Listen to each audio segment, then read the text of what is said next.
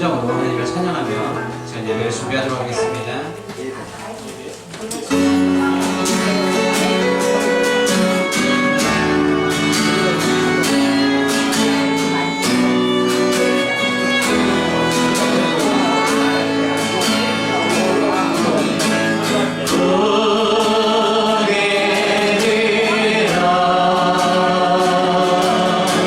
주님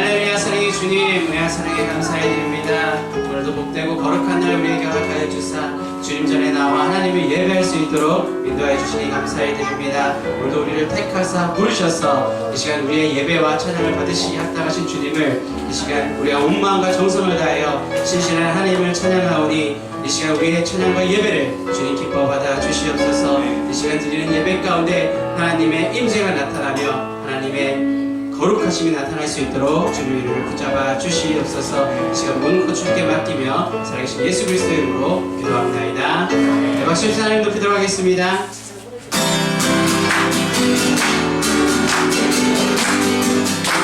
그리 아니하실지라도 그리 아니하실지라도 감사해요 감사해요 주님 뜻을 믿기 때문이죠.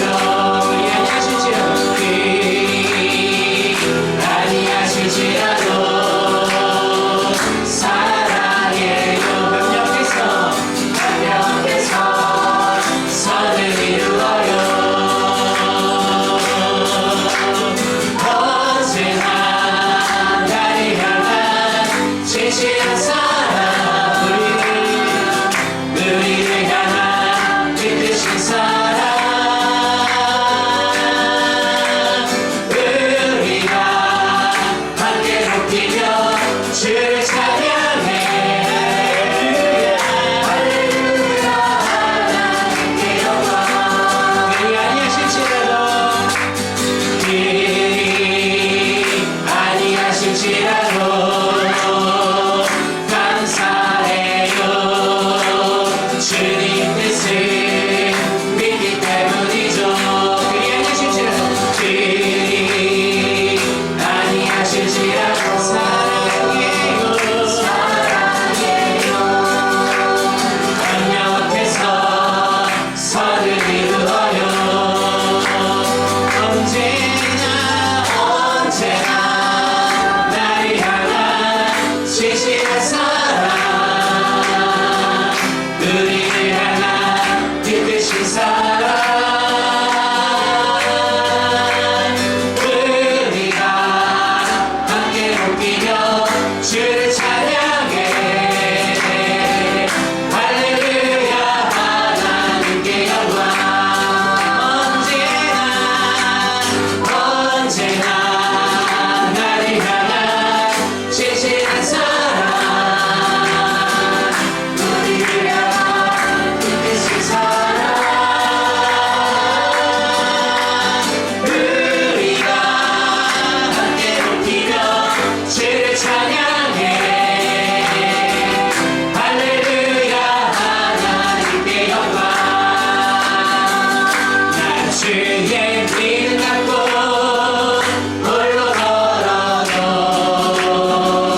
나 주의 믿음 갖고 노래 부르네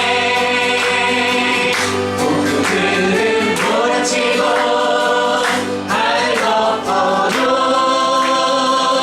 나 주의 믿음 갖고 실망치 않네 주의 친구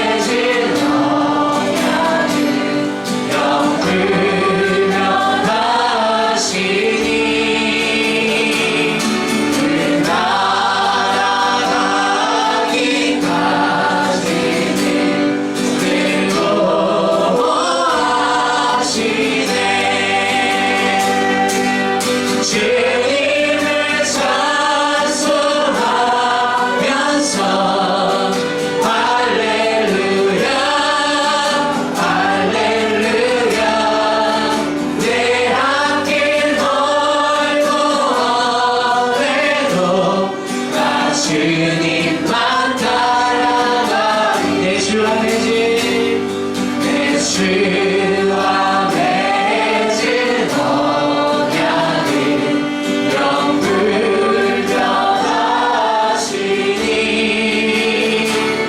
그 나라 가기까지는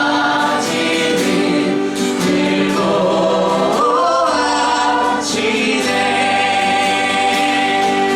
주님을 찬송하면서 할렐루야 할렐루야 내 앞길 멀고 험해도 나 주님만 따라가리. 주님을 찬송하면서 할렐루야 할렐루야 내 앞길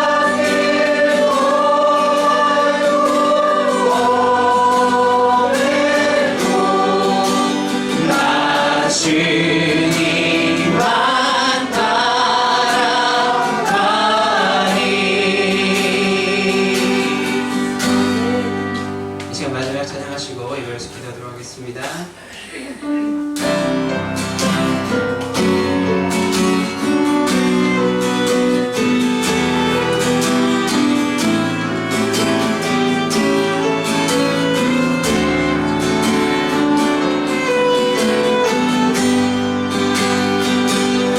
주 보여 날 정결케 하고 주 보여 날 자유케 하니 주 앞에 나 예배하는 이 시간 나의 모든 것을 주께 드리네. 주의 손 날 위해 지키셨고 주의 발 날 위해 박히셨으니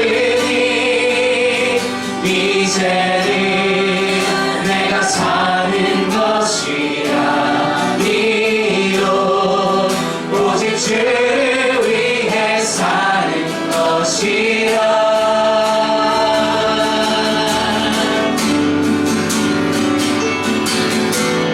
주의 손에 나의 손을 포개고 또 주의 발에 나의 발을 포개어 나 주와 함께 죽고 또 주와 함께 살리라.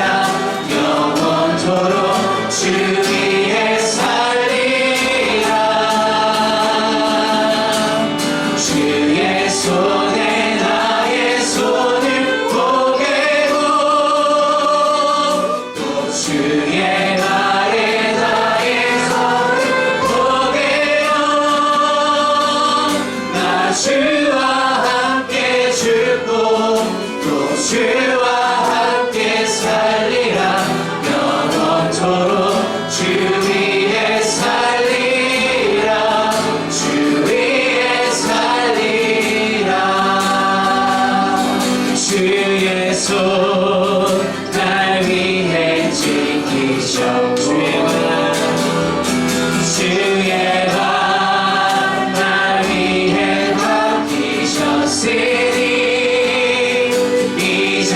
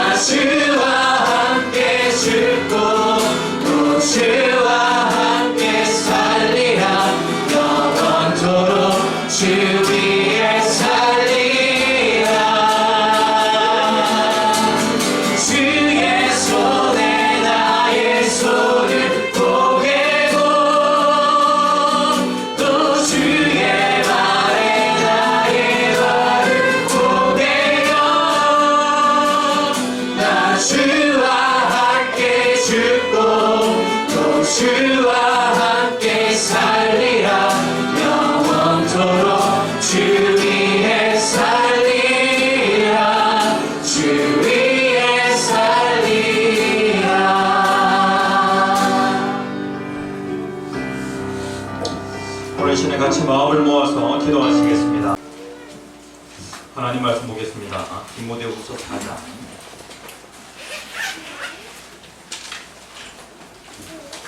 하나님 말씀 디모데후서 4장 1절에서 8절까지 말씀입니다.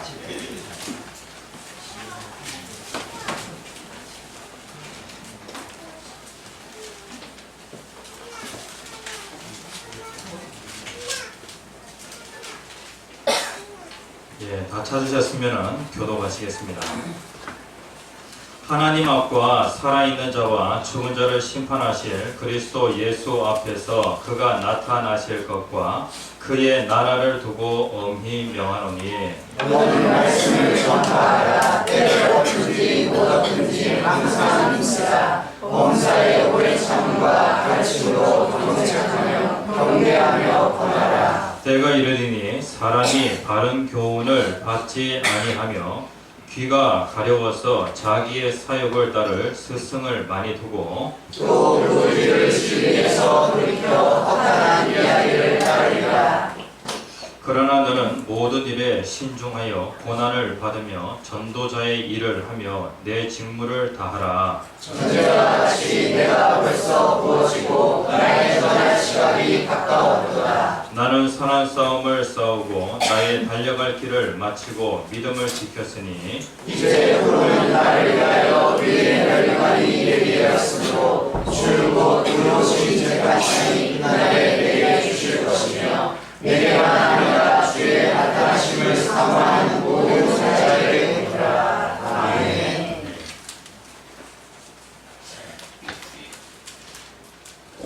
우리들의 교회가 10월 20일입니까?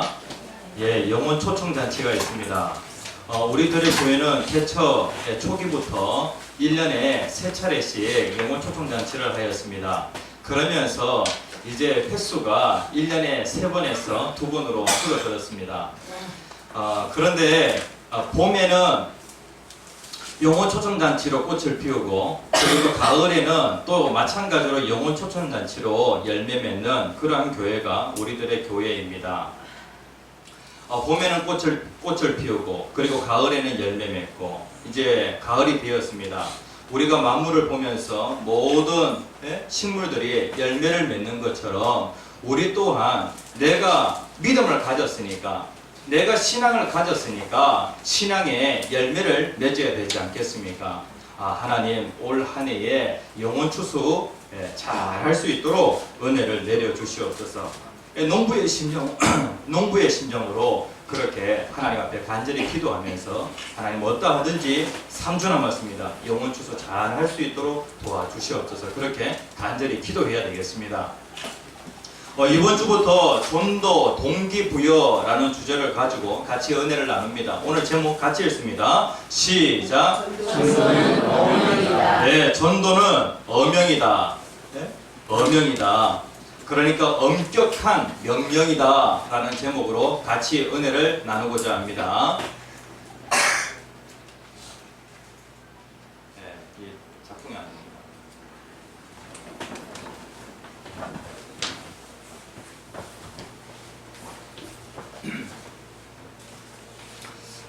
주기철 목사님이라고 하는 분이 계십니다. 저는 기독교 역사에 대해서 관심이 참 많습니다. 한국의 그 역사 가운데 기독교가 차지하는 그 역사는요, 그렇게 많은 부분을 차지하고 있지 않습니다. 기독교 역사라고 해봤자 100년, 200년밖에 되지 않습니다. 그런데 종로에 가면은요, 기독교 유적지가 상당히 많습니다. 기독교 유적지. 그래서 세문안교회에 갔더니 거기에 이러한 내용이 있더라고요. 주기철 목사님의 일사각오. 예? 주기철 목사님은 일제시대에 죽음을 각오하고 신앙을 지킨 그러한 분이십니다. 그가 이러한 얘기를 합니다. 예수를 버리고 사느냐, 예수를 따라 죽느냐. 예? 여러분들은 무엇을 선택하시겠습니까? 예수를 버리고 살겠습니까? 예수를 따라 죽겠습니까? 예? 많은 사람들이 이 두 가지의 그 갈림길 가운데 무엇을 선택하냐면은 예수를 버리고 살 수 있겠다라고 그렇게 생각하고 예수를 버리고 사는 길을 선택하는 사람들이 정말로 많이 있다는 것입니다. 그런데 주기철 목사님은 그의 인생 가운데 그가 어떠한 확신을 가지고 있냐면은 예수를 버리고 사는 것은 뭐라고요?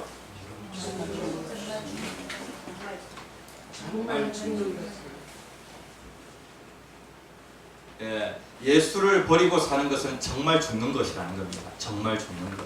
예? 내가 예수를 버리면 살 수 있겠다라고 그렇게 생각을 하는데 예수를 버리고 사는 것은 정말 죽는 것이고 예수를 따라 죽는 것은 정말 사는 것이라는 겁니다. 그러니까 내가 예수를 따라 죽겠다라고 하면 그 사람은 안 죽습니다. 그 사람은 영생을 얻게 되어지고 그리고 그 사람은 영원한 상급을 받게 되어지는 것입니다. 많은 신앙의 사람들이 특별히 이 신앙을 참말로 귀하게 생각했고 그리고 또 신앙을 가진 자로서 전도하는 그 일을 정말로 귀하게 생각했다는 것입니다.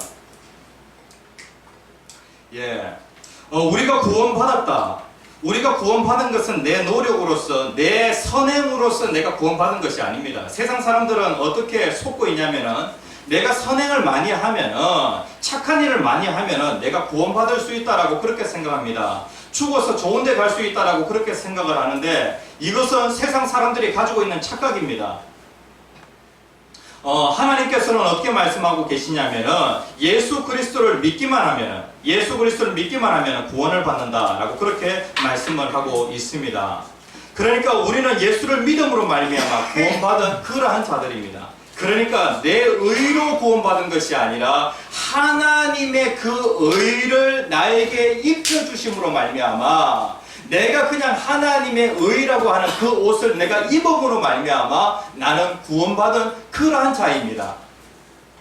그렇기 때문에 우리는 구원받은 자로서의 그 항상 그 감격 이것을 잊지 말아야 합니다. 그런데 여러분들이 구원받았다라고 할 때에 내가 지식적으로 그냥 구원받은 것, 지식적으로 여기에 머물러 있으면 안 됩니다. 아니 구원의 그 방법과 관련하여서 예수 믿으면 구원받는다 이것이 지식적으로 머물러 있으면 안 됩니다. 내 삶 가운데 내가 실질적으로 경험해야 합니다. 예수님을 나를 위하여 이 땅에 오시고 그리고 또 십자가에 못 박혀 죽으시고 3일 만에 다시 살아나신 그분을 내가 직접 만남으로 인하여서 구원의 감격을 가지는 것이 정말로 중요합니다. 복음이 무엇이냐? 성경은 계속해서 복음 얘기를 합니다. 복음. 기쁜 소식이 무엇이냐? 성경이 우리에게 얘기하는 가장 핵심적인 이야기가 무엇이냐? 그것을 얘기하고 있는데 그것이 바로 복음입니다. 복음이 무엇입니까? 바로 예수 그리스도입니다. 예수 그리스도. 그러니까 우리가 성경을 보면서 우리는 계속해서 누구를 바라봐야 하냐면 예수 그리스도를 바라봐야 합니다. 마가복음 1장 1절에 있는 말씀 같이 한번 읽어봅시다. 시작. 하나님의 아들 예수 그리스도의 복음의 시작이다. 제가 대학교 4학년 때에 설교학 시간이 있었습니다. 그 설교학 시간에 교수님이 성경 한 본문을 다 저에게 던져주고 말입니다. 그리고 이 본문 가지고 설교를 준비하라는 것입니다. 그리고 설교 준비해서 앞에서 발표를 하라는 것이죠. 그런데 그 본문이 무엇이었냐면 바로 마가복음 1장 1절이었습니다. 마가복음 1장 1절. 복음이 무엇입니까? 복음이 무엇입니까? 하나님의 아들 예수 그리스도. 시몬 베드로가 예수님을 향하여서 어떻게 고백하냐면 주는 그리스도시요 살아계신 하나님의 아들이십니다. 그러니까 우리가 예수를 바라보는데 예수를 어떤 분으로 바라봐야 되냐면 하나님의 아들로 바라봐야 합니다. 내 인생의 주인으로 바라봐야 합니다. 그리고 또 나의 구원자로 바라봐야 합니다. 그래야지만이 내가 구원을 받게 되어집니다. 내가 믿습니다라고 할 때에 그 믿음의 내용이 무엇이냐? 우리가 사도신경을 우리가 신앙 고백하게 되어집니다. 예수님은 어떤 분이신지 사도신경에 보면 내용이 쫙 이렇게 있습니다. 예수님은 동정녀 마리아에게 나시고 그리고 우리의 죄 때문에 십자가에 못 박혀 죽으시고 그리고 죽으신 그분은 장례식을 치르시고 그리고 무덤에 3일 동안 계시다가 그분이 다시 살아나셨다. 살아나신 그분은 성천하셔서 지금 하나님 보좌 우편에 앉아 계신다. 예수님은 어떤 분이시냐면 이런 분입니다.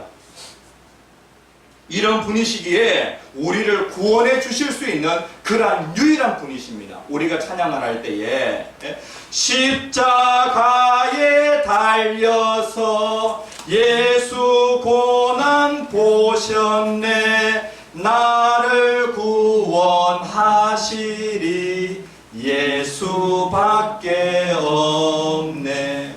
예수님은 나를 위하여서 대신 고난 당하신 십자가에 고난 당하신 분이십니다. 그래서 나를 구원하실 분은 예수밖에 없습니다 라고 그렇게 고백하는 것이 바로 복음입니다. 복음. 또 한번 볼까요? 고린도전서 15장 1절에서 4절까지 말씀. 사도 바울이 받은 것이 있습니다. 받은 것. 예? 받은 것. 그가 무엇을 받았냐면 복음을 받았습니다. 그런데 그 복음의 내용이 무엇이냐면은 이 복음을 굳게 지키고 그 말을 굳게 지키고 헛되이 믿지 아니하면은 구원을 받으리라. 예? 사도 바울은 복음을 받았습니다. 오늘 이 자리에 앉아 계시는 성도님들 교회만 왔다 갔다 하지 마시고 복음을 받아야 합니다. 복음을. 복음이 무엇이냐면은 바로 예수 그리스도인데 이 복음을 굳게 지키고 헛되이 믿지 아니하면 구원을 받는다. 하나님 그렇게 약속해 주셨습니다.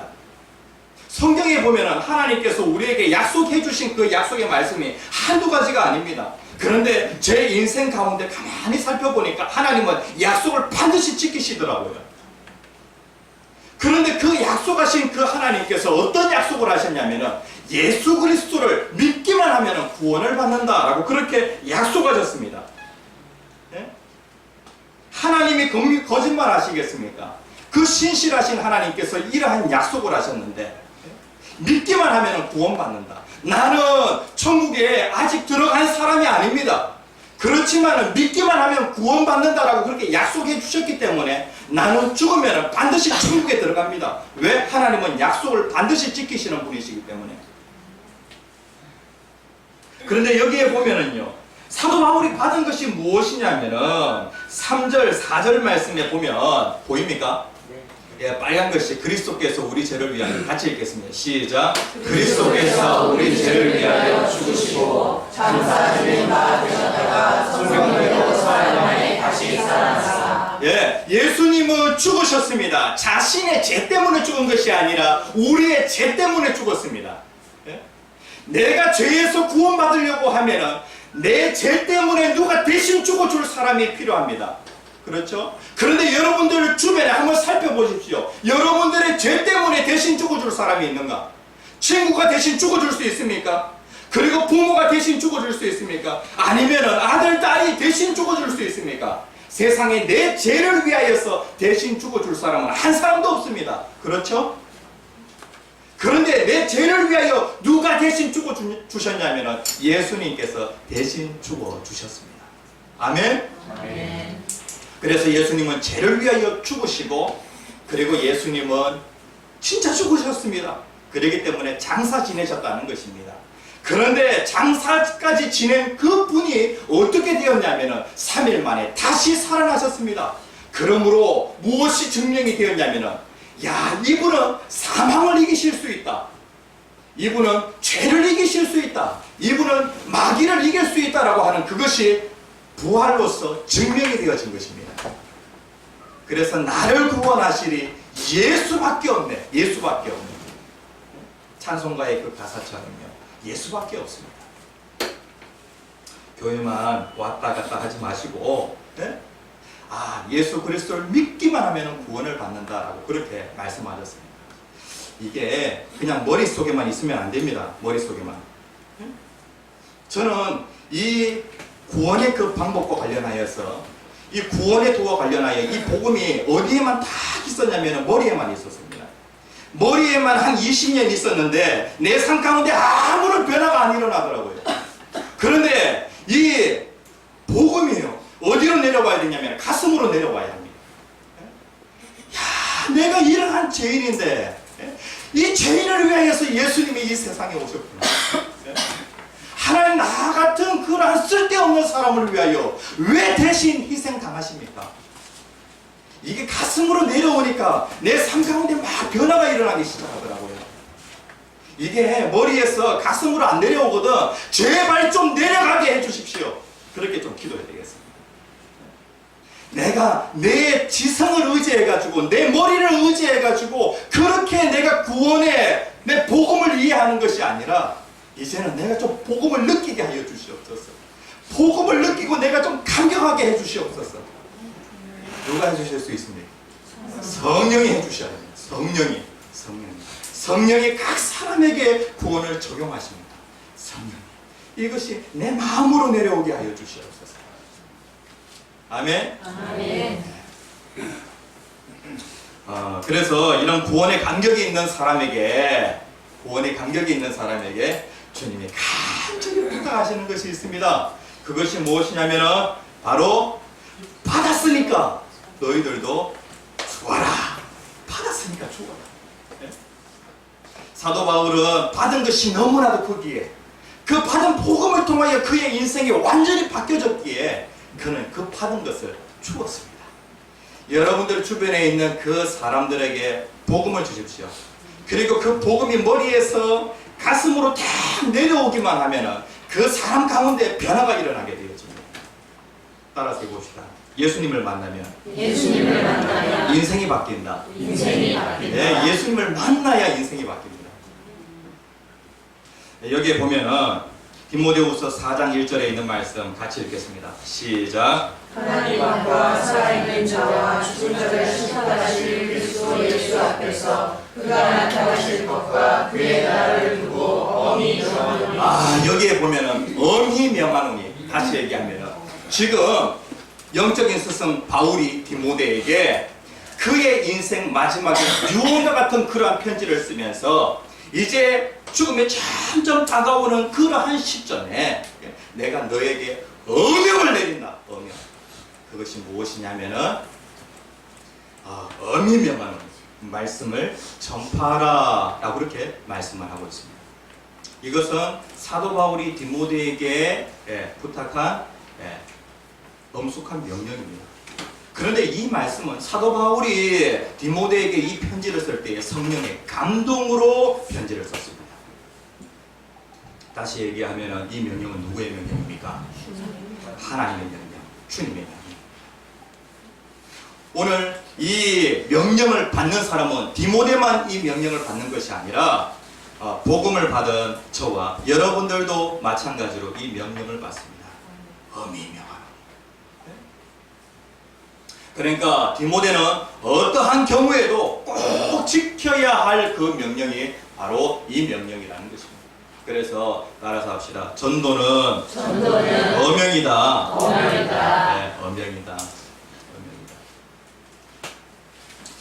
이 전도가 왜 어명이냐면은 심판주의 명령입니다. 심판주의 명령이기 때문에 이게 어명입니다. 엄숙한 명령입니다. 예수님은 2000년 전에 이 땅에 오실 때에 어떤 분으로 오셨냐면은 그때는 사랑의 주님으로, 네? 그리고 그때는 구원의 주님으로 이 땅에 오셨습니다. 맞죠? 그런데 이 2000년 전에 사랑의 주님으로 그리고 구원의 주님으로 이 땅에 오셨던 그 예수님은 반드시 다시 오시겠다고 말씀하셨습니다. 그분이 언제 오실지는 모르겠지만은 곧 오신다라고 그렇게 말씀하고 있습니다. 그분이 이 땅에 다시 오실 때에는 그분이 어떤 분으로 오시냐면은 공의의 주님으로, 그리고 또 그분이 다시 오실 때에는 심판의 주님으로 우리에게 오십니다. 그런데 예수님께서 이 땅에 재림하실 때 심판의 주님으로 오시는데 심판과 관련해서는 두 가지의 심판이 있어요. 정죄 심판이 있고 상급 심판이 있어요. 예수님이 이 땅에 언제 오실지 모르겠지만은 그분은 반드시 다시 오시겠다라고 그렇게 말씀하고 계시는데 그분이 이 땅에 다시 오시는 그 날에 예수 없는 자에게는, 그러니까 죄 문제가 해결되지 않는 그 사람에게는 정죄로서 심판하시고, 그리고 예수가 있는 자에게는요, 죄용서함 받은 자에게는 상급으로서 심판하십니다. 그래서 예수 없는 자에게는 그 날이 어떤 날이냐면은 불구덩이로 들어가는 날이고 벌 받는 날이고, 그리고 예수 믿는 사람들에게는, 예수 있는 자에게는 그 날이 상 받는 날입니다. 그래서 재림의 날은 우리에게는 기쁨의 날이고, 그리고 반대편에 있는 사람들에게는 슬픔의 날입니다. 주님은 심판주로서 우리에게 명령을 하십니다. 1절 말씀에 보면은 하나님 앞과 그리고 예수 그리스도 앞에서 엄히 명령한다 라고 그렇게 말씀을 하고 있습니다. 그런데 예수님은 어떤 분이시냐면은 살아있는 자와 그리고 죽은 자. 그러니까 예수님 오실 때에 살아있는 자, 그 다음에 죽은 자라고 하면은 어떤 자이냐면은 이전에 죽은 자들, 이러한 사람들을 심판하고, 그러니까 다시 얘기하면 산자와 죽은 자라고 하는 건 이 세상에 있는 모든 사람들을 예수님은 심판하시기 위하여 이 세상에 오신다는 것입니다. 심판주 앞에서 명령한다 라고 그렇게 말씀을 하고 있습니다. 모든 사람들은 다 심판받아야 됩니까? 네? 로마서 14장 10절에 있는 말씀 같이 한번 읽어봅시다. 시작. 내가 어찌하여 내 형제를 비판하느냐, 어찌하여 내 형제를 업신여기느냐, 네가 다 하나님의 심판대 앞에 서리라. 예, 사람들은 서로 사람들끼리 아무개가 이런 죄를 졌다. 아무개가 위조하고, 아무개가 이런 거짓말하고, 아무개가 이런 도둑질을 하고, 아무개가 이러한 그 횡령을 하고, 이러한 것들 우리가 서로 사람들 사이에서 서로 비판하면서 자기가 재판관이라고 그렇게 생각을 합니다. 그런데 여기에 보면은 어찌하여 내 형제를 비판하느냐, 어찌하여 내 형제를 업신여기느냐. 그런데 아주 무서운 하나님의 심판이 있다. 모든 사람들은 하나님의 심판을 다 받아야 한다라고 그렇게 말씀을 하고 있습니다. 우리 모든 사람들은 다 하나님의 심판대 앞에 서야 합니다. 이 세상에 살다가 사람들은 늙기도 하고, 그 다음에 또 병들기도 하고, 그러다가 또 원치 않는 그 순간에 죽습니다. 죽으면 반드시 무엇이냐면 하나님의 심판대 앞에 서야 한다는 것입니다. 오늘 이 자리에 앉아 계시는 우리 성도님들 가운데 그냥 교회에 왔다 갔다 하기만 해서 아직 예수님을 인격적으로 만나지 못한 분들, 머릿속으로만 예수를 가지고 있는 사람, 가슴으로 예수를 가지고 있지 못한 성도님들도 계실 것입니다. 그렇다고 하면은 정죄의 심판을 벗어날 길이 없습니다. 반드시 그 죄에 대해서 정죄받아서 불구덩이에 들어갑니다. 교회 다닌다고 다 구원받는 거 아닙니다. 예수를 만나 정죄 심판. 그리고 또 한 가지 또 중요한 것은 무엇이냐면 구원의 감격이 있는데, 아니 내가 가슴으로 예수 그리스도를 만난 것이 맞는데, 그런데 문제는 무엇이냐면 내가 구원받은 이후에 한 것이 아무것도 없습니다. 아니 받았으면 그것을 주어야 되는데 내가 구원받은 자로서 하나님의 자녀로서 내가 한 것이 아무것도 없습니다. 이러한 사람들에게 상이 있겠습니까? 그래서 우리는 반드시 다 하나님의 심판대 앞에 서야 한다. 그날에 가면은요, 많은 사람들이 변명하게 될 것입니다. 내가 돈을 번다고 아무것도 못했습니다. 내가 너무 바빠가지고 시간이 없었습니다. 이런 핑계를 사람들이 분명히 댈 것이라는 얘기입니다. 그럼 모든 사람들은 다 심판대 앞에 서야 합니다. 그래서 그 심판의 그 주님이, 장차 심판의 주로 오실 그 주님이 우리에게 명령을 하는데 엄히 명하노니라고 그렇게 말씀을 하고 있습니다. 그러니까 이건 예사롭게 생각해야 할 그러한 그 명령이 아니라는 얘기입니다. 전도는 그냥 해도 되고 안 해도 되고 그런 것이 아니라, 그리고 또 교회에서 정말로 신앙 있는 사람, 그냥 아주 특별한 그 소수만 전도하는 것이 아니라 이 전도와 관련해서는요, 모든 사람들이 다 받았으니까 그것을 주어야 한다는 것입니다. 그래서 심판의 주님이 오늘 저와 여러분들에게 명령을 합니다. 명령을. 예수 믿지 않으면 어디 갑니까? 지옥에 갑니다. 지옥을 성경에서는 무엇이라고 말씀하고 있냐면 불이라고 그렇게 말씀하고 있습니다. 불에서 끄집어내라라고 그렇게 얘기를 합니다. 아직 지옥에 들어가지는 않았지만 예수가 없는 사람은 지금 불구덩이에 있는 것이나 똑같습니다. 그 사람이 지금 죽으면 어떻게 하시겠습니까? 불구덩이로 바로 들어가지 않겠습니까? 유다서 1장 23절 말씀에 보면 또 어떤 자를 불에서 끌어내어 구원하라 라고 그렇게 말씀을 하고 있습니다. 있습니까? 네, 성경에 있습니다. 불에서 끌어내라는 것입니다. 아니 오늘 밤 죽으면은 지옥 갈 수밖에 없는 그 사람을 당장 불구덩이에서 끌어내라는 것입니다.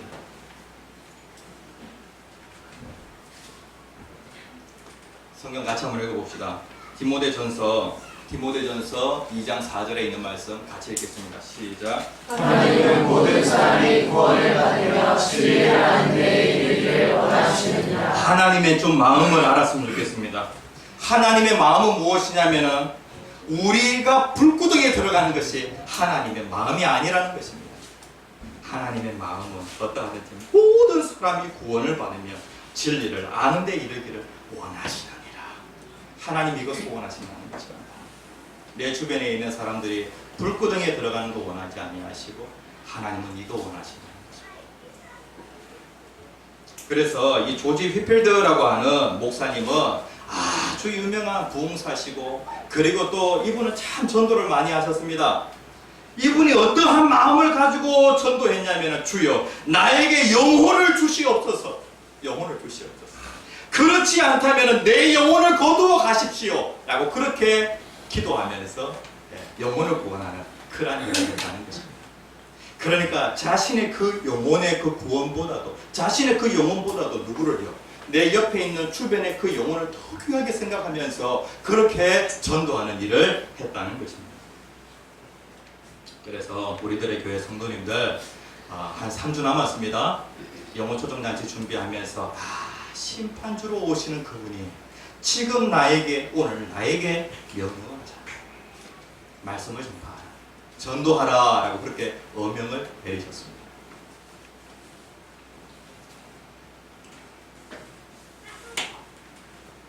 예. 그리고 이 전도는요 어떠한 명령이냐면 두 번째 같이 한번 읽어봅시다. 시작. 항상 힘써야 할 명령. 예, 항상 힘써야 할 명령입니다. 우리가 이것이 주님의 명령인지 잘 압니다. 그리고 엄숙한 명령인지 잘 압니다. 그런데 우리가 이 명령을 어떻게 받냐면은 봄에 반짝, 그 다음에 또 가을에 반짝 이 명령에 힘쓰면 된다라고 그렇게 생각하는 경우가 정말로 많아요. 제 몸도 주님은 항상 힘쓰라라고 그렇게 말씀하고 계시는데 제 몸이 어떻게 익숙해져 있냐면은 봄에 되면은 조금 이제 양심의 가책이 되기 시작합니다. 예? 그리고 마음에 좀 갈등이 생기기 시작. 전도해야 되는데, 복음을 전해야 되는데 이런 마음이 생겨요.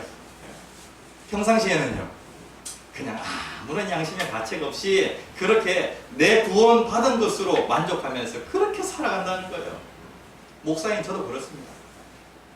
물건을 살 때도 그 영혼을 구원하기 위하여 물건을 사고, 식당에 가서 밥을 먹을 때에도 그 식당 주인을 구원하기 위하여 거기에서 밥을 먹고, 항상 영혼을 구원하고자 하는 그 마음, 이런 마음이 있어야 되겠는데 이런 마음 없이 살아갈 때가 많이 있다는 것입니다.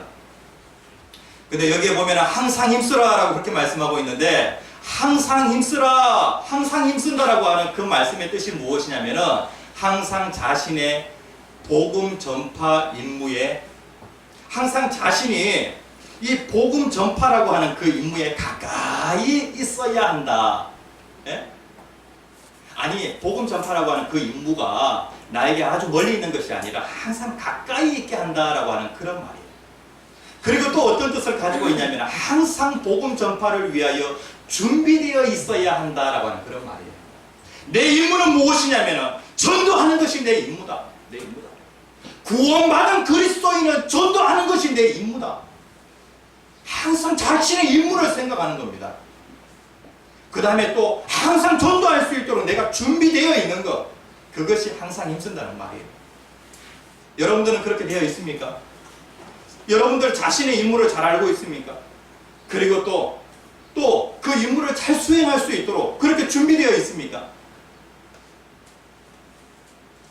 여기에 보면은요, 때를 얻든지 못 얻든지 라고 그렇게 2절 중간에 말씀을 하고 있습니다. 너는 말씀을 전파하라. 어떻게 해요? 때를 얻든지 못 얻든지 항상 힘쓰라.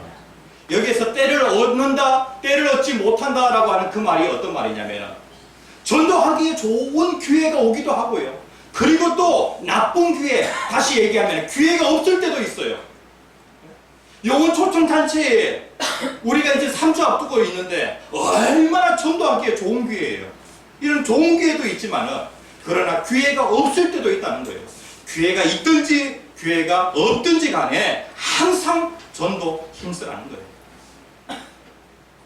왜 항상 힘써야 되냐면은, 앞으로 이런 때가 온다는 거예요. 이런 때가. 왜 힘써야 되는지 그 부분과 관련하여서 3절에서 말씀하고 있어요. 때가 이르리니, 때가 이르네. 앞으로 이런 때가 온다는 거예요. 이러한 때가 온다는 거예요. 이러한 시기의 특징. 앞으로 이러한 시기가 오는데, 그냥 한마디로 요약한다면 사람들의 마음이 딱딱하게 굳어져 있어가지고 아무리 복음의 씨앗을 던져도 뿌려도 아무런 반응이 일어나지 않는 그러한 시대가 온다는 거예요. 지금으로부터 한 20-30년 전 어떻습니까?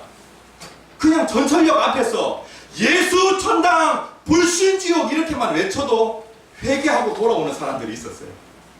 그때 사람들의 마음은 어떠했습니까? 아주 부드러웠습니다. 그런데 점점 예수님 오시는 그날이 가까이 오면 가까이 올수록, 지금은 말세죠. 말세의 마지막이 끝날이 점점 가까이 오면 가까이 올수록 사람의 마음이 딱딱해져요. 딱딱해져요. 그래서 여기에 보면은 때가 이르니, 이러한 때, 앞으로 오게 되는 그때, 정말로 전도하기 어려운 그때 어떤 특징을 가지고 있냐면, 사람들이 바른 교훈을 받지 않는다는 거예요. 바른 교훈을 받지 않는다는 거예요. 아니, 진리에 대해서 사람들이 관심이 없어요. 바른 교훈 사람들이 아예 들으려고 생각하지도 않아요. 그렇죠? 그리고 사람들은 여기에 보면 두 번째 뭐라고 말씀하고 있습니까? 귀가 가려워서 자기의 사욕을 따를 스승을 많이 두고 라고 그렇게 얘기해요. 예? 귀가 가려워서. 이게 귀가 가려우면 자꾸 이거 후벼주잖아요. 어떤 것들이 자기의 그 귀를 시원하게 해주냐면은 정욕, 사욕 이러한 것과 관련해서 자기 욕심 채워주는 그런 말은요, 예? 귀에 잘 들어와요. 어디에 땅 사두면은, 예? 돈이 된다더라. 예? 어떠한 그 직장을 가지고 있으면 돈이 된다더라. 뭐 이러한 얘기들은 귀에 잘 들어와요. 이러한 것들로 마음이 가득 차 있게 되어지니까 아무리 하나님의 말씀을 던져도 반응이 안 일어나는 거예요. 지금 곤지암 전철역 앞에서 복음 전하는 사람이 있습니까? 막 외치면서 복음 전하는 사람이 있습니까? 오늘날 참으로 전도하기 어려운 그런 때 점점 다가오고 있습니다. 그런데 지금도 정말 어려운데, 그런데 앞으로는요, 10년 후, 20년 후 전도하기 더 좋아질까요? 아니면 더 나빠질까요? 예? 주님 오시는 그 날이 점점 가까이 오면 가까이 올수록 사람들의 마음은 더 딱딱해진다는 것입니다. 내 집안에 있는 식구들도 마찬가지예요. 시간이 지나면 지날수록 내 남편 그리고 내 자녀들 마음이 더 딱딱해져요. 점점 무엇에 사로잡히냐면 바른 교훈 들으려고 하지 않아요. 그리고 또 세상 욕심으로 가득 차 있어가지고 그것으로 가득 차 있으니까 말씀이 들어가지가 않아요. 이러한 때가 온다는 거예요. 그러니까 복음 전하기에 가장 좋은 때가 언제냐면 바로 지금이라는 것입니다. 지금. 그래서 완전히 딱딱하게 굳어버린 그 땅에 씨앗을 뿌리면 열매 맺을 수 있겠습니까? 없겠습니까? 그래서 여러분들이 희생하고, 그리고 또 여러분들이 또 관계를 맺고 또 섬겨주고 또 사랑해주고, 그러면 그 사람의 마음밭이 부드러워지고, 그러면 그때 하나님의 말씀이 들어가게 되어집니다. 가게에 가서 빵집에 가서 일부러 그 사람을 전도하기 위해서 빵 사주고, 또 와서 또 이 집의 빵이 정말로 맛있다고 또 이렇게 소문내주고, 이렇게 하면 그 사람의 마음이 부드러워져요. 그때 이제 하나님의 말씀을 전가하는 겁니다. 사도 바울은 어떠하든지 이 복음 전가하는 것, 그것을 자신의 사명으로 생각했습니다. 그래서 그는 자기의 생명조차 귀한 것으로 여기지 아니하고 이 복음 전하는 일에 자기 인생을 올인하게 되어집니다. 예? 그는 이 전도는 엄격한 명령이다. 그리고 항상 힘써야 될 그러한 명령이다. 로마서 1장 16절에 있는 말씀 같이 읽겠습니다. 시작. 내가 복음을 돌아오지 않으면 이 복음은 모든 믿자에게 권을 주시는 하나님의 능력이 되리라. 먼저는 유대인에게 되어 그리고 헬라인에게 되었다. 예, 복음을 전하려고 하면 하나님께서 입술에 권위를 주십니다. 입술에 권세를 주십니다. 복음을 전하려고 하면 입술에 능력을 더하여 주십니다. 이분 얘기를 좀 하려고 합니다. 최권능 목사님입니다. 이분은 지금으로부터 한 100년 전에 그러한 분이십니다. 100년 전 사람인데 한국 땅이 얼마나 척박한 땅인지 복음 전하기 정말로 어려운 그러한 때였습니다. 그런데 이분이 이 엄격한 그 명령을 받아가지고 어떠하든지 전도를 해야 되겠는데, 그런데 어느 마을에 들어가게 되냐면 황해도에 한 산속에 화전민들이 모여 사는 그 마을에 가게 되었습니다. 그런데 사람들이 군데군데 흩어져가지고 밭일을 하고 있는 겁니다. 예? 그러니까 이 사람들을 어떠하든지 끌어모아야 되지 않겠습니까? 복음을 전해야 되겠는데, 그래가지고 이 사람들을 끌어모으기 위해서 어떻게 하냐면은 아이고 배야 아이고 배야 아이고 배야 하면서 배 아프다고 지금 막 살려달라고 그럽니다. 그러니까 이제 사람 죽어간다고 생각하고 그 동네에 있는 사람들이, 밥 가는 사람들이 다 와가지고 이렇게 이제 배를 만져주면서 어디가 아프냐고 이렇게 해줍니다. 사실은 배가 아픈 것이 아니라 그렇게 얘기합니다. 당신이 앞으로 지옥 갈 생각을 하니까 하도 내 마음이 아파서 해본 소리입니다. 제발 예수 믿고 천당 가시라고 그렇게 얘기를 합니다.